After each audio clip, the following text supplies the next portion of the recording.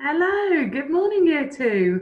I hope you enjoyed your English lesson yesterday, and I am here now to help you along with your next lesson. So what I will do now is share my screen, and we can first of all work through your warm-up for this morning. So just like yesterday, we are practicing punctuating sentences properly.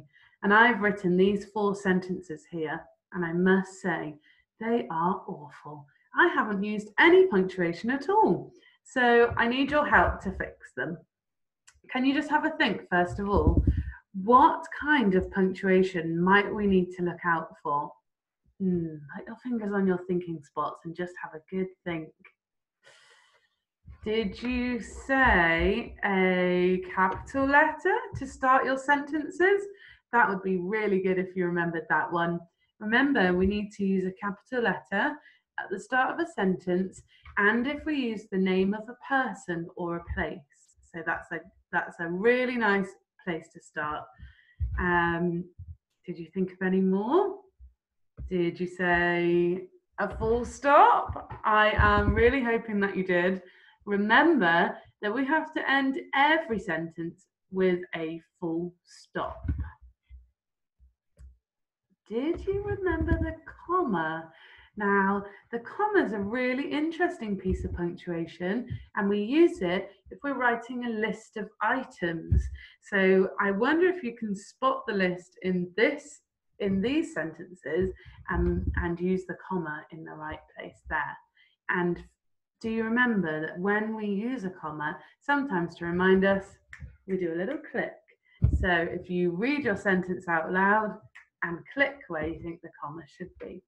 And finally, we have the apostrophe. And we do have an action in J class for apostrophe, and it is because apostrophes go nice and high in our word, and they represent either a missing letter or they can show possession. So they might show that an object belongs to someone.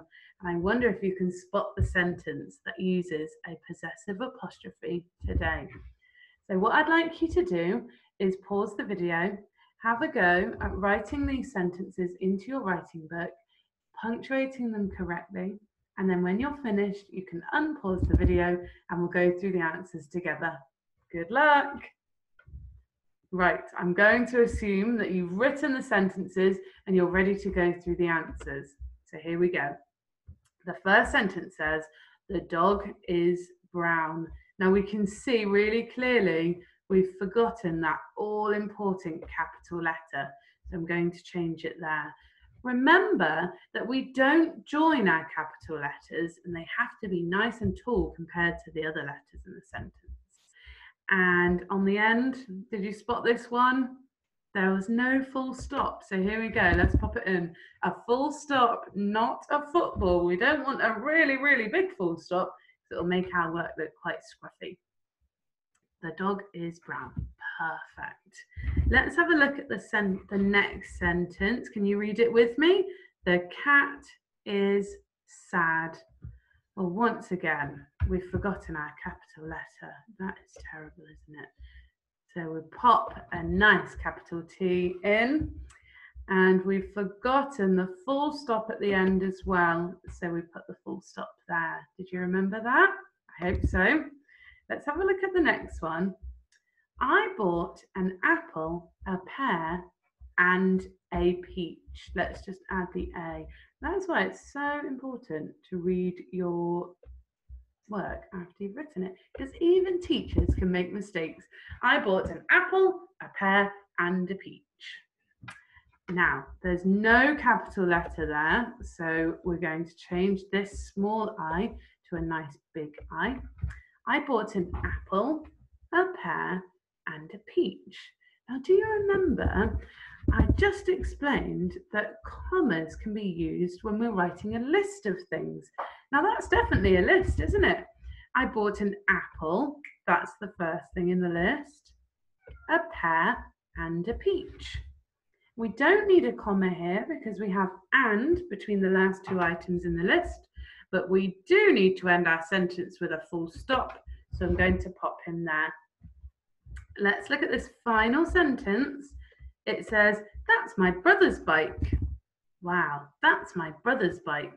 There's a lot going on here. So there's a missing capital letter. That is actually a contraction. It's two words that have been squished together. Do you know what that is short for? That is, that's right. It's short for that is. So what we do our apostrophe. Now remember, if we use an apostrophe, we don't join the final letter of that word. So I'm going to rewrite the S so it's not joined. That's my brother's bike. Now that is the bike belonging to my brother. So it needs a possessive apostrophe. That's my brother's bike. And it shows the reader the bike belongs to my brother. So we pop an apostrophe in there as well. And then on the end of the sentence, the old faithful, the full stop. So let's put our full stop in. You can pause the video again here if you like and just check that you got all those bits of punctuation. But if you're ready to, we can move on. So yesterday, we saw a picture of a lady and she was holding a wriggly earthworm. And I wanted you to think, do you think worms were yucky or did you think they were okay? So that's what you did yesterday. Now, first of all, this morning, for the next 2 minutes, I would like you to quickly write down anything that you can remember about earthworms. It could be anything. It doesn't even have to be your neatest writing. Just write it down on a piece of paper, anything you know. And if you're working with your grown-up this morning, ask them as well. They might know more information than you, so you can steal their ideas. So pause the video now for 2 minutes and write down anything you know about earthworms. Have you done that? Excellent, well done. This is really good.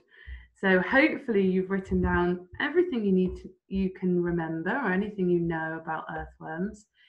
And now I'm going to show you something quite peculiar because yesterday we received a letter from a worm.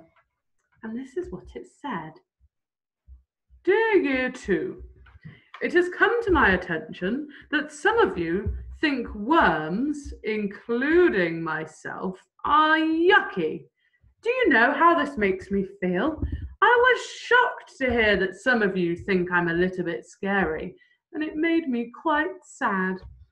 I thought that maybe you could do some research so that you see worms really aren't that bad.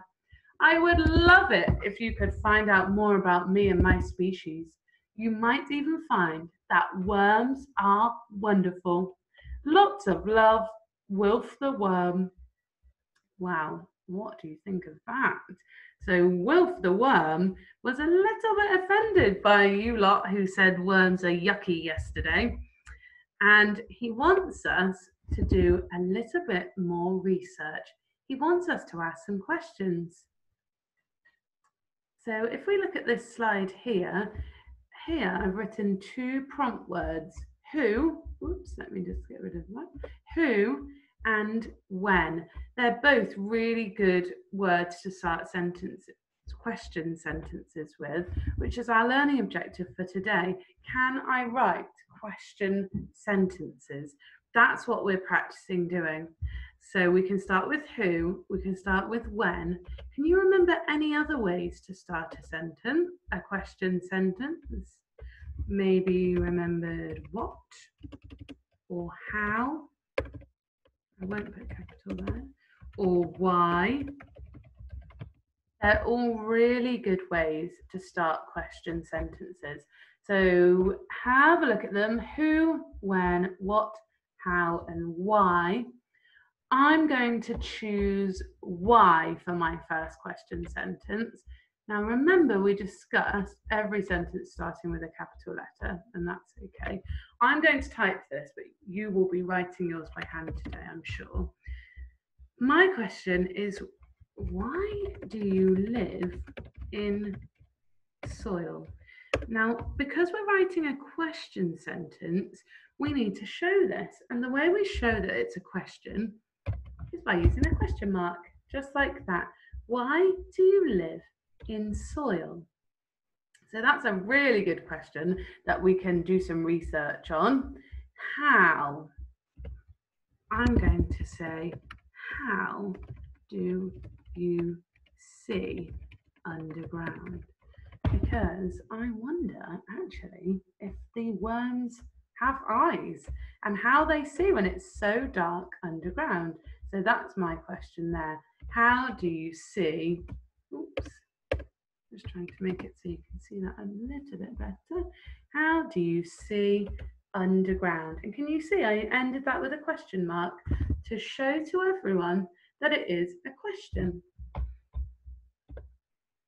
So what you're going to do today is write a reply to Wilf the Worm, and you are going to tell him what you already know about worms and what you want to find out. So in your writing books, you are going to write the date and LO. I'll just pop the date on the slide for you here. And when you do this, it will be Tuesday, the 16th of June, 2020. Hopefully another sunny day, but we will see.